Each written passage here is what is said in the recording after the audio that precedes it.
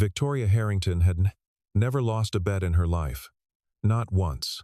Not in the boardroom, not at the negotiating table, and certainly not in the quiet, ruthless arena of her own mind, where she spent most of her waking hours calculating odds and outcomes with the cold precision of a seasoned trader. She was 35 years old, the founder and chief executive of Harrington Tech Solutions, a company she had built from a two-bedroom apartment and a maxed-out credit card into a $400 million enterprise that employed over 1,200 people across 9 states. She had been on the cover of 3 business magazines in the past 2 years. She owned a penthouse in Manhattan, a beach house in the Hamptons, and a garage that most grown men would weep openly upon entering. She had a reputation, carefully maintained and entirely accurate, for seeing problems before they fully formed and solving them before other people had finished reading the briefing memo. She was, in short, a woman who was used to being right, not in the showy, aggressive way of people who need to be right, but in the quieter, more dangerous way of people who simply are, most of the time, and who have built a life that reflects this fact at every level. But when her beloved vintage Porsche died without warning on a quiet country road one Saturday afternoon, and when every expert in a 300-mile radius failed to explain why Victoria Harrington walked into a small, unremarkable garage on the edge of town, looked a grease-covered mechanic named Ethan Carter up and down, and made the most expensive wager of her life.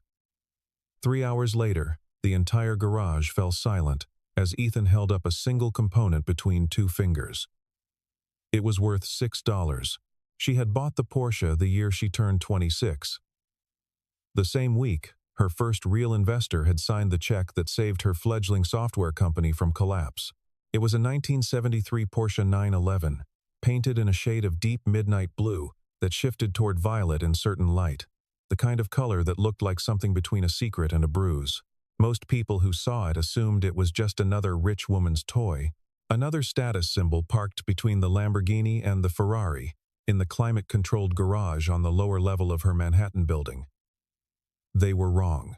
The other cars were investments, conversation pieces, mechanical jewelry that Victoria purchased with the same detached calculation she applied to real estate or company acquisitions. But the Porsche was different. The Porsche was the only object in her life that she had ever allowed herself to love without condition. She had driven it to every major milestone of her career: the first office lease, the first acquisition, the first time the company crossed $100 million in annual revenue. She kept a photograph in the glove box of herself at 26, standing beside it in a parking lot with a check in her hand and tears she had refused to let fall shining in her eyes. That car was not a possession. It was a record of everything she had survived, which was why, on that Saturday in late October, when the engine sputtered twice and died on a 2-lane road somewhere between her Hamptons house and the city, Victoria did not feel the mild inconvenience she would have felt if it had been the Ferrari. She felt something much closer to dread. She sat behind the wheel for a long moment after the engine went quiet, listening to the October wind move through the dry grass on either side of the road, and then she called her personal assistant and asked for a flatbed. By the time the truck arrived, she had composed herself, completely straightened her coat, and arranged her face into the expression of calm authority that had become her default setting over the past decade. She watched the Porsche loaded onto the flatbed with her arms crossed and her jaw set, and told herself, with absolute certainty, that this would be resolved by Monday. She directed the driver to take the car to Precision Automotive Group, the most prestigious service facility in the tri-state area, where the lead technician had personally maintained the private collections of 2 senators and a former Formula One driver. It would be fine. She would drop it off Saturday, pick it up Tuesday at the latest, and the only consequence would be an invoice she would sign without reading. That was how her world worked. Problems had price tags, and she could afford all of them.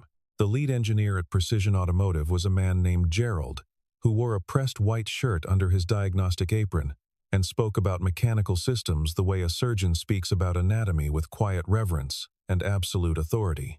He ran the car through their full diagnostic suite, a process involving 3 different computer systems, a fiber optic inspection camera, and a pressure testing rig that Gerald mentioned had cost the facility more than most people's houses.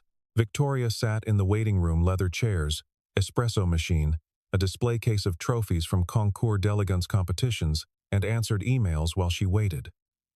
2 hours passed, then 3. Gerald emerged from the workshop with an expression Victoria had never seen on the face of a professional she was paying for. Uncertainty. He sat down across from her, set a printed diagnostic report on the low-glass table between them, and said, carefully, that while their equipment had identified several areas of potential concern, they had been unable to isolate a definitive root cause. The car had started on the lift.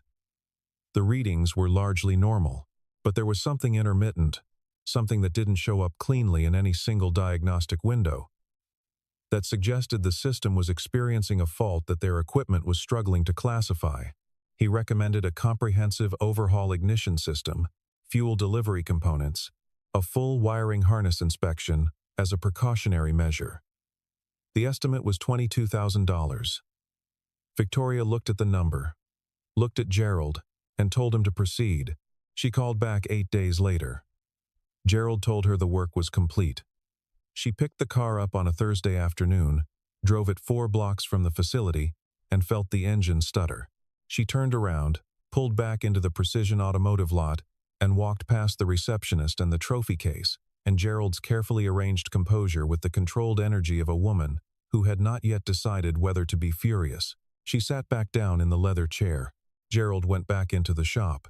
An hour later he came out and told her, with genuine regret in his voice, that the car appeared to be running normally under current conditions and that the fault might be environmental or load dependent.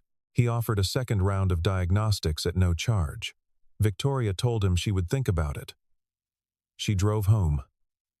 The engine stuttered again on the bridge. Over the next 3 weeks, she visited 4 more shops, each one recommended by a different person in her network, each one more confident than the last in their initial assessment, and more bewildered by their eventual inability to produce a stable result. A specialist in German classic vehicles in New Jersey, a man named Theodore, who had framed certificates on every wall and spoke with the measured authority of someone who had spent 30 years ensuring that people understood he knew more than they did replace the ECU and 2 oxygen sensors at a cost of $9,000, declared the car corrected, and watched it leave his shop with the quiet confidence of a man who does not consider the possibility of being wrong. A facility in Connecticut that advertised itself as having factory-certified Porsche technicians replaced the fuel pressure regulator and a section of the main wiring harness $14,000 with a 3-page technical report that Victoria read twice without understanding most of it, and that her engineer friend reviewed and described, diplomatically, as thorough without being conclusive. A boutique restoration shop in Brooklyn that charged by the hour and billed with the cheerful impunity of a medical facility ran a full electrical systems audit, found 3 marginally out-of-spec readings, corrected them, and charged $7,000 for the privilege, presenting the bill with the mild righteousness of people who believe the cost of precision cannot be questioned. A 4th shop, a low-profile operation in Pennsylvania, that was recommended to her by a collector who swore the owner had fixed things that Ferrari's own factory techs had given up on, spent 4 days with the car, replaced 2 sensors and a relay cluster, and returned it with a confident handshake and an invoice for $12,000. None of it fixed the problem. The Porsche would run smoothly for a day, sometimes 2, and then the intermittent hesitation would return a subtle roughness at idle, a brief stumble under load, the engine occasionally cutting out entirely for half a second before catching itself and continuing as if nothing had happened. The symptoms were real and measurable, and maddeningly inconsistent, and no diagnostic tool any of these shops had employed seemed capable of capturing them in a reproducible way. Victoria had begun keeping a log on her phone: dates, symptoms, temperatures, how long the car had been running before the fault appeared, with the meticulous documentation habits of someone who manages complex systems for a living. The log grew. The pattern remained elusive. Word had begun to circulate, quietly, in the community of serious collectors that Victoria knew socially, the kind of people who owned aircraft hangars repurposed as garages, that the Harrington 911 might be unfixable, that the car had developed a ghost fault, that even serious money might not be able to bring it back. Victoria heard these rumors through two different people who told her with the poorly concealed satisfaction of people who found it privately enjoyable when someone very confident encountered a problem they couldn't simply buy their way out of. She did not say anything in response to either of them, which was its own kind of answer. She was not sleeping especially well by the time her assistant Marcus mentioned, almost as an afterthought, that the guy who had towed the car on that first Saturday, the flatbed driver, a chatty man named Roy, had called the office twice asking if the car had been fixed yet. When Marcus told Roy it hadn't, Roy had expressed sympathy and said that if the fancy shops hadn't solved it yet, maybe she ought to try taking it to Ethan Carter's place over on Millbrook Road. Marcus delivered this information with the brisk neutrality of a man who had learned long ago not to editorialize when relaying messages to Victoria Harrington. Victoria looked up from her laptop, considered the recommendation for approximately 4 seconds, and told Marcus to have the car flatbedded to whatever address Roy had given. She said it the way she said a lot of things, like it was not quite a decision so much as the inevitable conclusion of a logical sequence, and therefore required no further discussion. Millbrook Road turned out to be exactly what the name suggested, a 2-lane road in a part of town where the buildings were low and practical, and the parking lots were full of working vehicles rather than luxury imports. Carter's Automotive occupied a modest converted building with 2 service bays, a hand-painted sign that had weathered at least a few winters, and a gravel lot, where 3 cars were parked at various stages of completion. There was a workbench along the far wall of the first bay, stacked with labeled parts bins, and a row of tools arranged with a specificity that suggested not just tidiness but system, the kind of organization that means everything where it is because it has a reason to be there. The waiting area inside was a single room with 4 plastic chairs, a coffee maker from the previous decade, and a wall calendar from an auto parts supplier featuring a photograph of the Rocky Mountains in autumn. There were no trophies. There was no espresso machine. There was, however, a hand-lettered sign behind the counter that read, "We fix it right the first time, or we don't charge you." Victoria stood in front of this sign for a moment before she fully registered what it said, and then read it again, and then felt an odd, uncomfortable sensation that she eventually identified as the awareness that she had never once seen this offer, made by any of the 5 shops that had between them charged her $52,000. None of them had offered to not charge her. It had not occurred to any of them that this was a thing they might need to promise. Victoria stood in the doorway for a moment, taking this in, and then walked to the service bay entrance and looked through. A man was working under a truck, lying on a creeper with his legs extended, his hands moving with the economical confidence of someone who had performed the same motion thousands of times.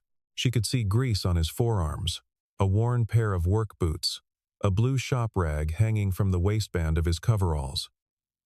She asked, to the visible half of the man, if he was Ethan Carter. The creeper slid out from under the truck, and the man who appeared was 48 at a glance, and younger on second look, somewhere around 38, with a lean, weathered face and dark eyes that assessed her without any of the performance she was accustomed to seeing in people who recognized who she was. He said yes, he was Ethan, and asked what he could do for her. She told him. She told him about the Porsche, the symptoms, the shops, the diagnostics, the cumulative cost of repairs that had not repaired anything, the number she mentioned, $52,000, landing in the air of the garage with a weight she had not quite intended. Ethan listened without interrupting, wiping his hands on the shop rag, his expression attentive and entirely without the deference she usually encountered in service providers who understood what $52,000 represented. When she finished, he asked 2 questions. He asked what the car was doing exactly when it cut out. Was the stumble more pronounced at a specific RPM range, or was it load-dependent or temperature-dependent? And he asked whether anyone had driven the car for more than 30 minutes continuously and then immediately retested the fault. Victoria stared at him for a moment. In 5 different shops, across 6 weeks of diagnostics, nobody had asked her either of those questions. She told him she didn't know the answer to the first one, and that she had no idea about the second. Ethan nodded, as if this confirmed something he had already suspected, and told her he'd take a look. Two men were working in the other bay, a younger mechanic named Dennis, who moved with the eager energy of someone still in his first years of the trade, and an older man named Ray, who had a reputation in the shop for being able to diagnose a failing water pump by listening to it across the parking lot. Both of them glanced at the Porsche when it was rolled in, and both of them glanced at Victoria, and neither of them said anything, which she found mildly unnerving. She was accustomed to spaces where her presence altered the energy of the room. Here it did not seem to, particularly. Ethan walked slowly around the car once before opening the hood. He stood at the front, looking at the engine for a long moment without touching anything, which struck Victoria as strange and not especially promising. Then he turned to her and asked if she wanted to wait inside or if she needed to be somewhere. She said she'd wait. What she told herself, in those first 20 minutes, was that this was a wasted afternoon. She was sitting in a plastic chair in a waiting room that smelled of motor oil and old coffee, checking emails on her phone while a local mechanic looked at a car that had already defeated people with seven-figure equipment budgets. She was here because Roy, the flatbed driver, had called her office twice, which was either an act of genuine helpfulness or a remarkable piece of social audacity, and because she had run out of obvious options. She was not here because she expected results. She was here because she could say she had tried everything. She told herself this clearly and logically, and then kept checking her emails, and the morning passed. Ethan, meanwhile, had done something none of the previous shops had done. He had not plugged in a diagnostic computer. He had not ordered parts. He had not consulted a service manual, or called a technical hotline, or generated an estimate. He had instead taken a small notebook from his chest pocket and begun writing things down. He walked around the car slowly, looking at the engine bay from multiple angles, checking connections by hand rather than by instrument, pressing lightly on wire looms with 2 fingers and watching for any response in the engine's idle. Dennis had asked, once, whether he needed help. And Ethan had said not yet, thanks, in a tone that was friendly and completely definitive. He worked alone and in silence for a long time, occasionally starting the engine and letting it idle while he watched the behavior of various components from a position most mechanics wouldn't have chosen, crouched low, looking upward at the underside of the intake manifold, which received slightly different vibrations during idle than it did under load. Victoria came to the bay entrance around noon, ostensibly to ask whether he had found anything yet, but also if she was honest with herself, because she had run out of the particular kind of patience that comes easily to people who are used to having answers delivered on request. Ethan looked up from his notebook and told her he was still in the observation phase. She told him, with the measured tone of someone choosing their words carefully, that the previous technicians had also spent a great deal of time observing and had not arrived at any useful conclusions. Ethan said, without any apparent irritation, that he understood and that the observation phase was important because the previous technicians appeared to have been looking for what they expected to find rather than what was actually there. Victoria opened her mouth to respond to this and then closed it again, because it was an unexpectedly precise thing to say and because she was not entirely sure it was wrong. By 1 p.m, she had stopped pretending to read her emails. She had moved from the plastic chair to the service bay entrance and was leaning against the doorframe watching Ethan work, which was something she did not quite register herself doing until Ray came to refill his coffee mug, looked at her standing there, and said mildly that Ethan was pretty interesting to watch once you knew what he was doing. She asked what he was doing. Ray said he was eliminating. He said Ethan had a process, and the process was to remove every assumption and start from the known facts outward. Most shops, Ray said, worked the other direction. They started with the most common causes of a given symptom and worked backward. It was usually faster, and it was usually fine. But for intermittent faults, especially on older cars with modified systems and decades of accumulated idiosyncratic repair history, the usual approach tended to create a situation where you were chasing ghosts, because the ghost you were chasing was actually the shadow of a conclusion you'd already made. Victoria listened to Ray say this, considered it, and said nothing. She had made the bet at 11:47 that morning, before she had understood any of this.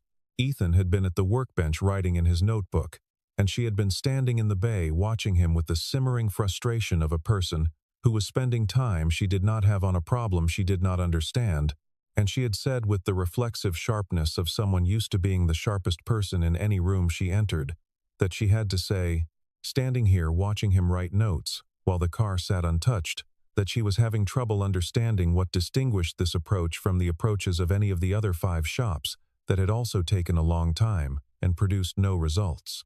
She had said this carefully and clearly, and with just enough edge to let him know she was not simply making conversation. Ethan had looked up from his notebook and said, equally clearly, that the difference was that he hadn't decided what was wrong with it yet. She had stared at him, and then, because Victoria Harrington had an instinct for pressure that had served her excellently in business and sometimes betrayed her in human interaction, she had said, fine, if he could fix it, she would give him the Lamborghini. The whole car, title, and everything. The garage had gone quiet in a way that was different from ordinary quiet. Dennis had stopped moving. Ray had set down his coffee mug. 3 customers who had been waiting in the reception area, an older man whose sedan was getting a brake job, a young woman waiting on an oil change, and a retired firefighter named Walt, who came in once a month and seemed to mostly come, for the conversation had all arrived in the bay entrance within 30 seconds of each other, drawn by some acoustic property of the silence that had followed her words. Ethan had looked at her for a long moment, with an expression that was not angry, and not amused, and not particularly impressed, and then he had looked back at his notebook and said he didn't work for bets. She had told him that wasn't a refusal, that was a deflection. He had said, without looking up, that she could call it whatever she liked. She had told him, and she was aware, even as she said it, that she was pushing harder than the situation called for, that he seemed afraid to try something the experts had already failed at. Ethan had closed his notebook, set it on the bench, and looked at her with the specific quality of patience that belongs to people who have survived things that have nothing to do with business negotiations. He had said he would look at the car. He would look at it because every car had a reason it wasn't working, and it was a mechanic's job to find that reason, not because he had any interest in her Lamborghini. Victoria had said fine. He had said fine. And then he had turned back to the engine, and that had been that. The thing he found. The thing that had eluded 5 different shops and a combined total of somewhere above $50,000 in diagnostic and repair work was a hairline fracture in the body of a vacuum check valve, a small, roughly thumb-sized component made of plastic and rubber that regulated airflow in the evaporative emission system. The fracture was in a place that was nearly invisible under normal lighting, and that opened and closed depending on temperature, which was why the fault was intermittent. When the engine was cold, the plastic contracted slightly, and the fracture sealed. When the engine reached full operating temperature after sustained driving, the plastic expanded marginally, and the fracture opened, allowing unmetered air to enter the intake stream and disrupt the fuel trim in a way that was subtle enough to fall below the threshold of most diagnostic monitors, but consistent enough to cause the engine management system to hunt oscillating between fuel correction states in a way that produced the stuttering, hesitating behavior that Victoria had been experiencing for 6 weeks. The component itself cost $6.14 from the parts counter 3 blocks away. He had not announced the discovery dramatically.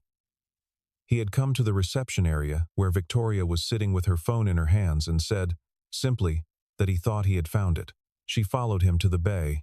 He showed her the valve, holding it up in the filtered afternoon light coming through the bay door, and indicated the fracture with the tip of one finger, a thin white line along the seam of the component that she would not have noticed if he hadn't pointed directly at it.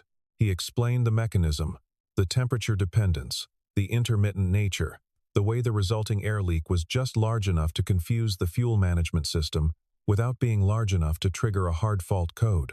She looked at the component in his hand for a long moment. Then she looked at him. She said, "That's it?" He said, "That was it." She said, "But the other shops ran full diagnostics."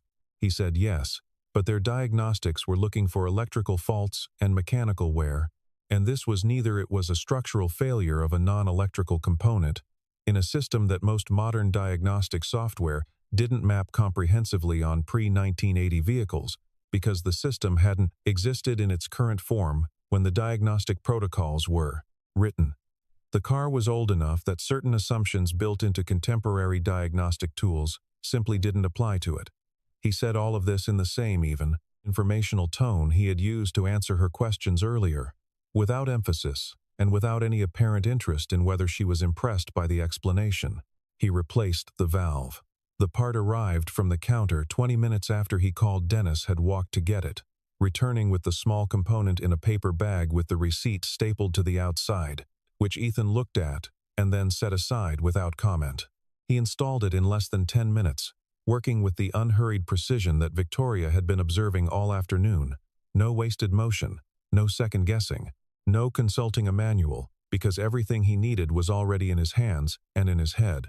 He started the engine, let it idle for 3 minutes while watching the data on the scanner, and then drove the car himself out of the lot, down Millbrook Road, onto the county highway for 15 minutes of sustained speed, and back before pulling into the bay and leaving the engine running at idle, while he checked the fuel trim data on the handheld scanner he had connected to the diagnostic port.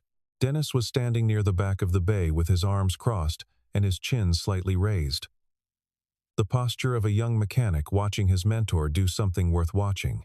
Ray was pretending to work on something at the bench, but his eyes kept returning to the scanner in Ethan's hand.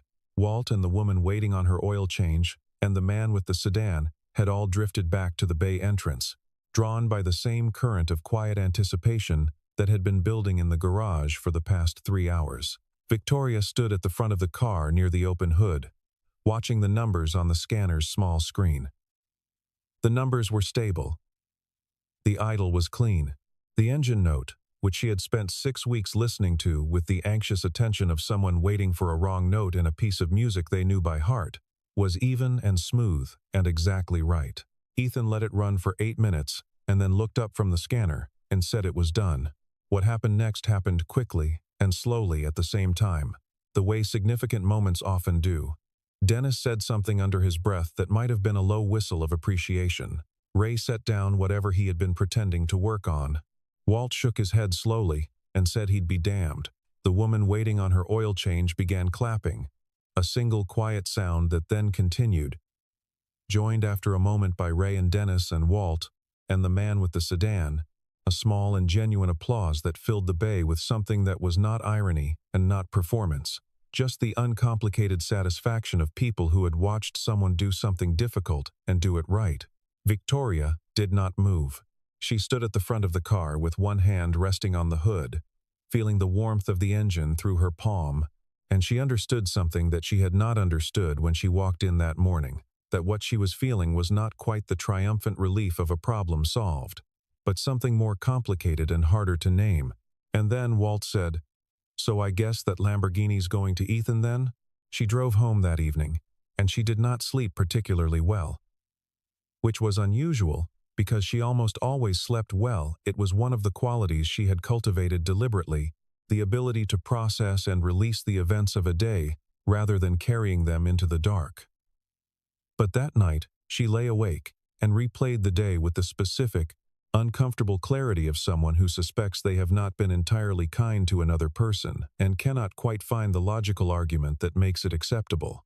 She thought about the way she had stood in the garage doorway and assessed Ethan before he had said a word, and had composed, in approximately 4 seconds, a complete and confident conclusion about his competence. She had done this automatically, without any awareness that she was doing it, which was the part that bothered her most. She had built an entire career on her ability to read situations and people and make accurate, rapid judgments. And she was, by most measurable standards, very good at it. She had trusted that ability the way an athlete trusts a trained reflex, without questioning whether the reflex was appropriate to every situation.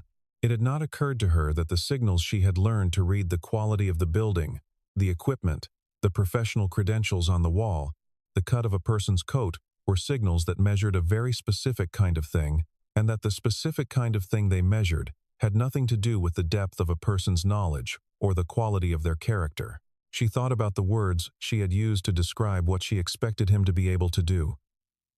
She thought about the bet itself, the theatrical extravagance of it, the way it had been meant to communicate her certainty of his failure, more than any genuine desire to wager the car. She had used the Lamborghini the way she sometimes used money in negotiations, as a signal of her position rather than a real stake, because she had not for a moment believed the stake would be called.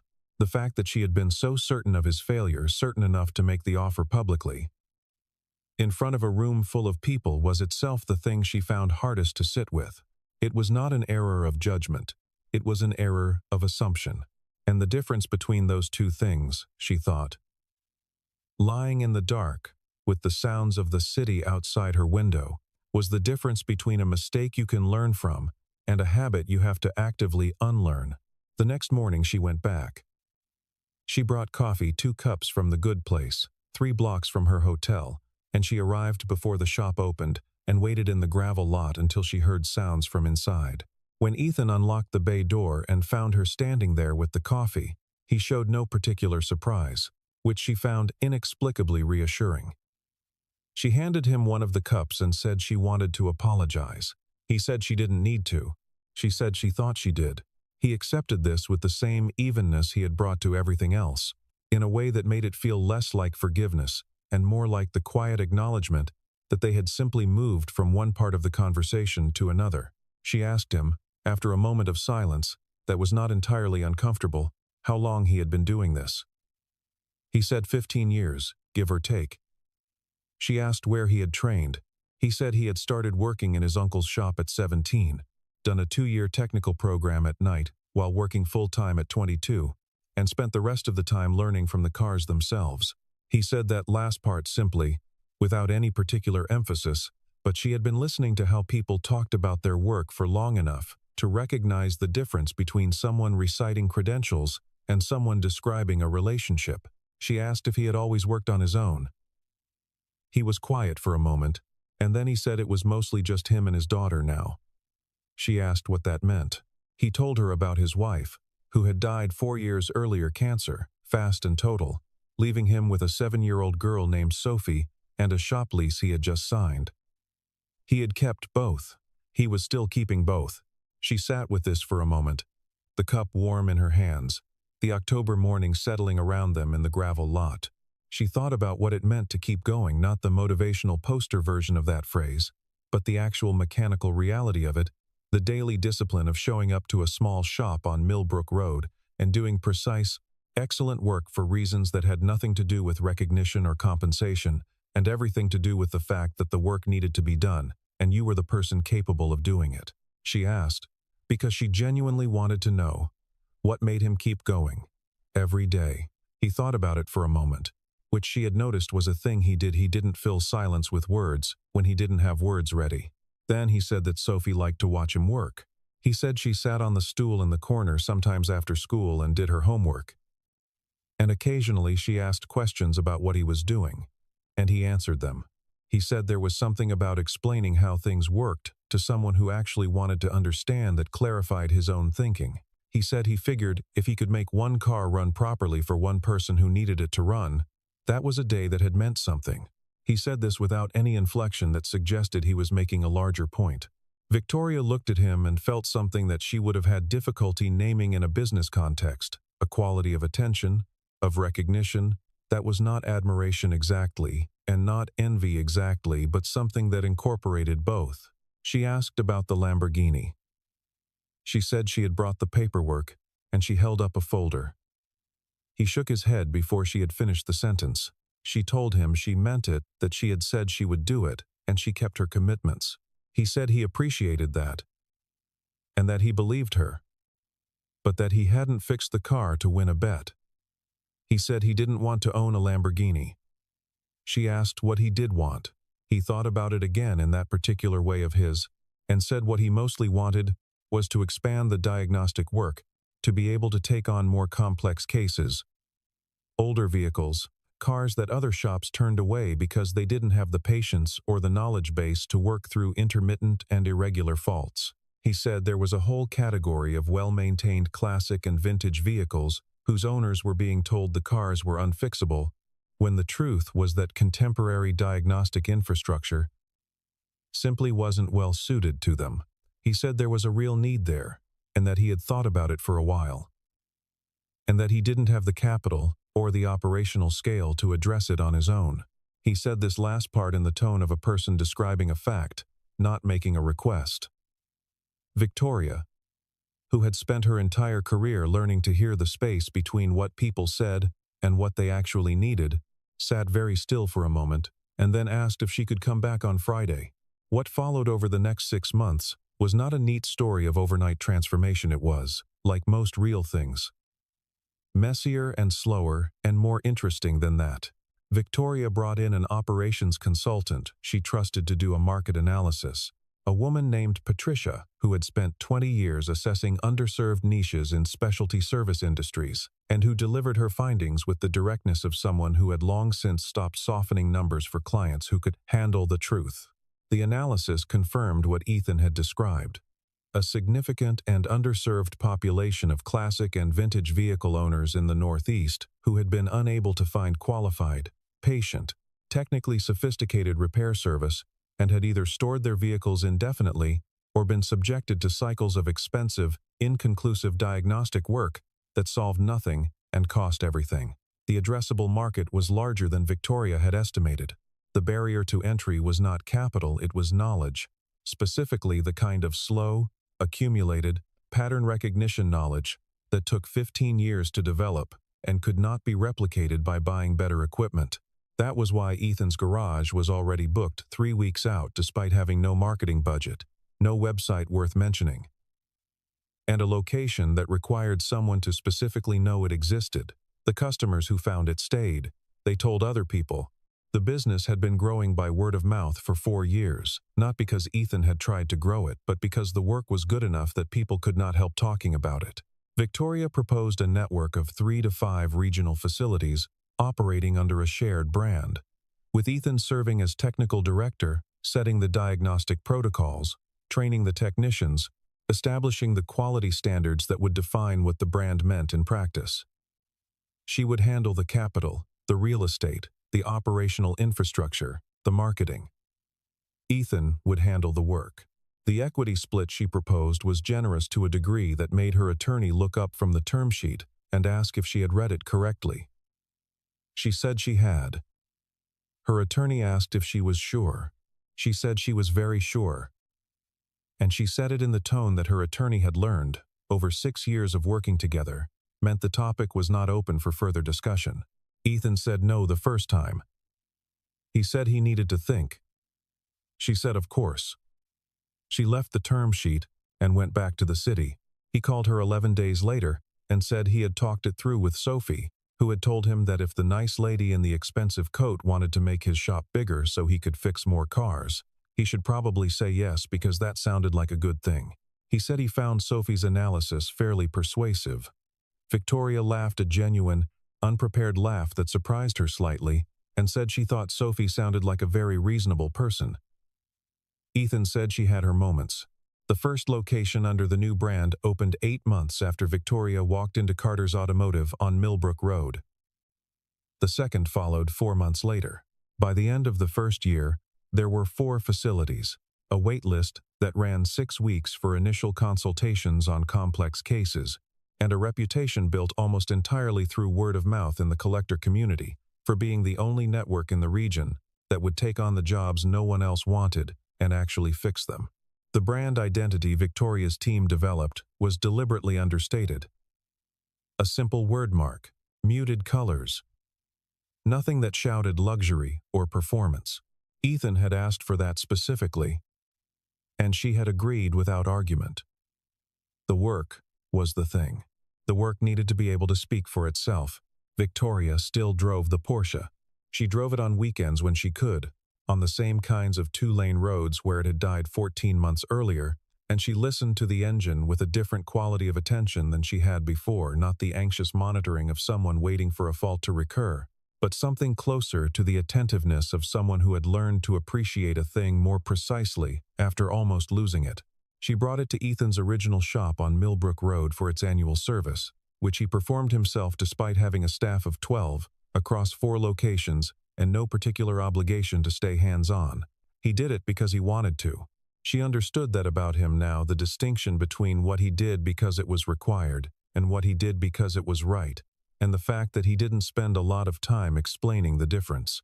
She was there on a Tuesday in December, when Sophie came in after school, 11 years old now, wearing a winter coat with a backpack that was almost as big as she was, climbing onto the stool in the corner of the service bay, with the practiced ease of someone who had been doing exactly this for as long as she could remember.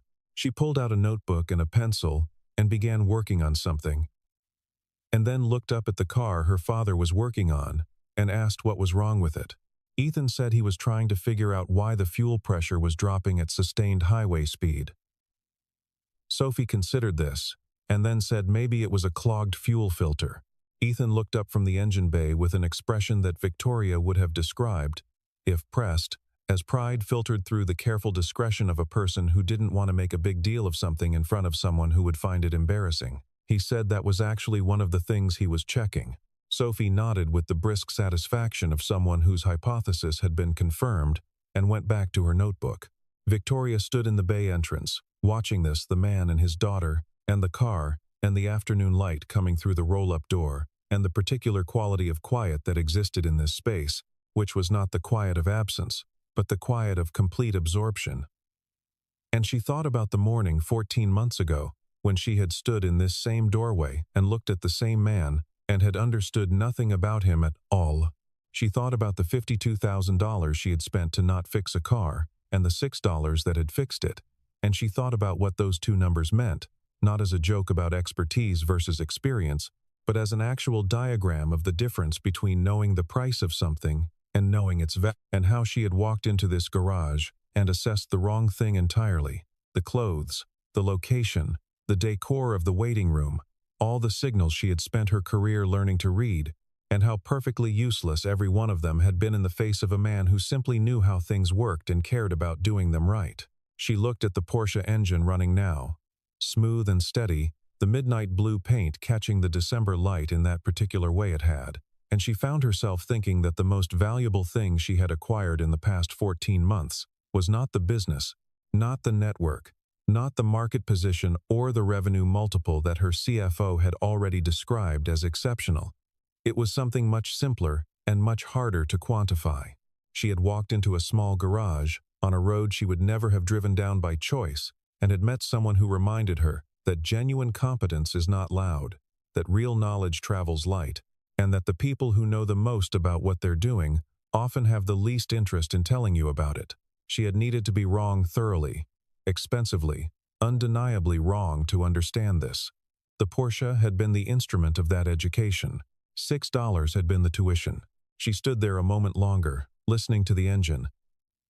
And then she smiled, not the smile she wore in photographs and on magazine covers and at the head of conference tables, but the quieter, less managed expression of someone who has arrived, after a long and complicated route, at something true.